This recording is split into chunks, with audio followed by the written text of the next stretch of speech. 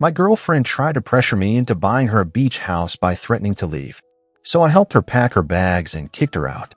I, 34M, am still processing everything that happened over the past few months, but I need to get this off my chest. My now ex-girlfriend, 31F, and I had been dating for 3 years, living together for the past 2. Everything seemed great at first. We shared similar interests, had great chemistry, and genuinely enjoyed each other's company.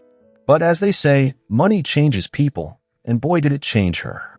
Last year, I received a substantial inheritance from my grandfather. He was a smart investor and left me a considerable sum, enough to set me up for life if managed properly. I didn't tell many people about it initially, not even my girlfriend. I wanted time to process everything and make smart decisions about the money. When I finally told her about it 3 months after receiving it, her entire demeanor changed. At first, it was subtle. She started talking about our future together more frequently, dropping hints about marriage and how we should invest in our relationship. I wasn't opposed to the idea of marriage, but something felt off about her sudden intense interest in our future. Then came the beach house conversation.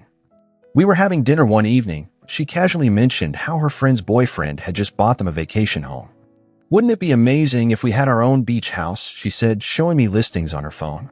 The prices were astronomical. We're talking multi-million-dollar properties. I explained that while I had inherited money, I wanted to be smart about it. My plan was to invest most of it, maybe buy a reasonable primary residence, and ensure financial security for my future. She seemed to understand, or so I thought. Over the next few weeks, the beach house topic kept coming up. She'd send me listings multiple times a day, talk about how we could rent it out when we weren't using it to make money, and constantly bring up her friend's beach house. When I continued to decline, her behavior became increasingly manipulative. She started giving me the silent treatment, making passive-aggressive comments about how I didn't value our relationship enough to invest in our future. Then she began threatening to leave if I didn't show my commitment by buying the beach house. She even went as far as to tell her friends and family that I was withholding money from her, painting me as some sort of controlling miser. The final straw came last week. I came home from work to find her sitting in our living room with printed photos of beach houses spread across the coffee table. She had already contacted real estate agents and had appointments scheduled for viewings. When I expressed my frustration about her going behind my back, she delivered her ultimatum. "Either you buy us a beach house or I'm leaving," she said, arms crossed. "I deserve this, and if you really loved me, you'd understand that. I've already told my friends about it, and they agree if you can afford it but won't buy it, you clearly don't care about making me happy." I stood there for a moment, looking at this woman I thought I knew, now unrecognizable in her entitlement. 3 years of memories flashed through my mind, but they were now tainted by her recent behavior. The manipulation, the emotional blackmail, the attempts to shame me into spending millions on a property I didn't want, it all crystallized in that moment. "Okay," I said calmly. "If that's how you feel, let me help you pack." The look on her face was priceless. She clearly wasn't expecting this response. Her mouth opened and closed several times before she found her words. "You can't be serious," she sputtered. "After everything we've been through." I walked to our bedroom and pulled out her suitcases from the closet. "Everything we've been through? You mean the 3 years where you pretended to love me for who I am, only to show your true colors the moment you found out about my inheritance?" She followed me, her voice rising. "That's not fair. I've always loved you. I just think we deserve nice things, and you're being selfish." As I started placing her clothes in the suitcase, she tried a different approach. "Baby, please, I'm sorry if I came on too strong. We can talk about this. Maybe we can look at cheaper properties." I continued packing, unmoved by her sudden change in tactics. "There's nothing to talk about. You made your position clear. It's either a beach house or you're leaving. I'm just helping you follow through with your decision." That's when she revealed just how far she'd gone with her entitled behavior. She pulled out her phone and showed me social media posts she'd already made about our future beach house. She'd even started a wedding planning Pinterest board and told her family we were getting married. "Everyone's expecting this now," she said smugly. "What'll people think when they find out you're choosing money over our relationship? Your own family will think you're horrible for leading me on." I stopped packing and looked at her. First, we were never engaged. Second, I don't care what everyone thinks about how I handle my inheritance. And third, my family knows exactly who I am and how I feel about financial responsibility. She tried one last manipulation tactic. I already put down a refundable deposit on one of the properties, she admitted. I used our joint account because I knew you'd come around once you saw how perfect it is. This was news to me. I immediately pulled out my phone and checked our joint account. Sure enough, there was a $50,000 earnest money deposit made 3 days ago. What she didn't know was that I'd been planning to close that account anyway after noticing her recent suspicious behavior. I'd already transferred most of my money out, leaving only enough for regular monthly expenses. You do realize that's illegal, right? I said, my voice deadly calm. You made a real estate deposit with joint funds without my consent. I could press charges for that. Her face paled. You wouldn't dare. I'm your girlfriend. Not anymore, I replied. And you have exactly 1 hour to call and cancel that deposit, or I'm calling the police and my lawyer. She burst into tears, but I'd seen enough of her manipulation tactics to know they were fake. When she realized I wasn't falling for it, her entire demeanor changed. The tears stopped instantly, replaced by cold anger. You think you're so smart, she sneered. I've been taking screenshots of our joint account for months. I'll tell everyone you agreed to the beach house purchase. It'll be your word against mine. I pulled out my phone and played a recording of our earlier conversation where she admitted to making the deposit without my consent. Her face went from smug to shocked in an instant. After learning about the inheritance, I'd started recording our conversations as a precaution. My gut had been telling me something wasn't right, and I'm glad I listened. You recorded me? That's a violation of my privacy, she shrieked. We live in a one-party consent state, I replied. And given what just happened, I'd say I was right to be cautious. She stormed off to make the call to cancel the deposit, cursing under her breath the whole time. I continued packing her things, making sure to separate any items we'd bought together. I could hear her in the other room, alternating between sweet-talking to real estate agent and threatening them with legal action when they explained the deposit return might take a few days to process.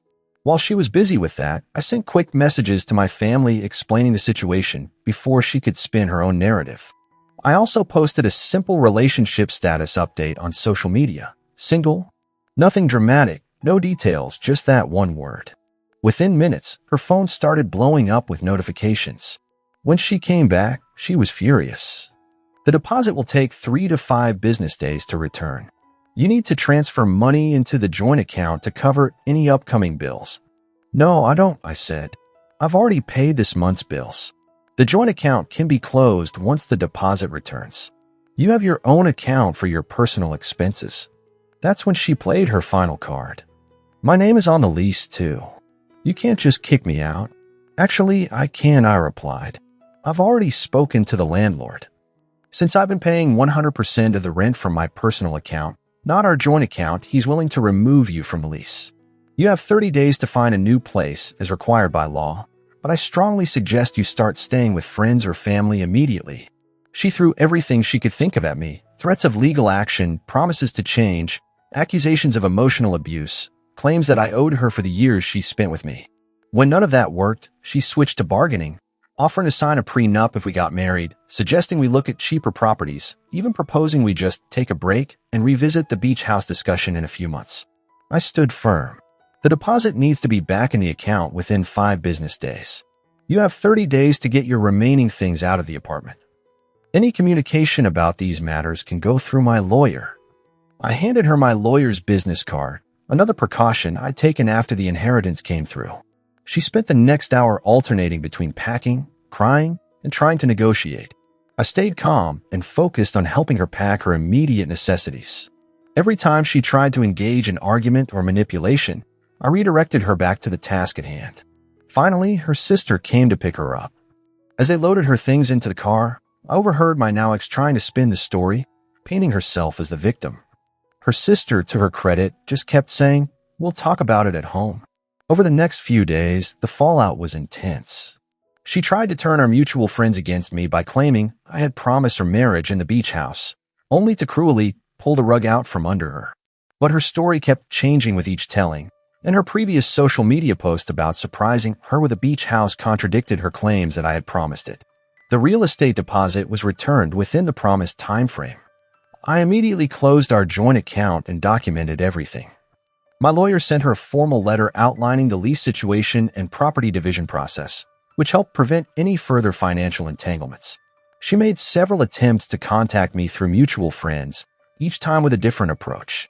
One day, she was apologetic, claiming she'd had a wake-up call. The next, she was threatening to expose me to potential future partners in our social circle.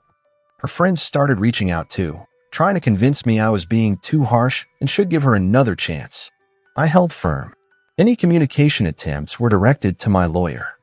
Within 2 weeks, she had found a new place to live. She sent her brother to collect the rest of her things while I had a friend present as a witness. Everything was documented and photographed to prevent any future claims about missing items.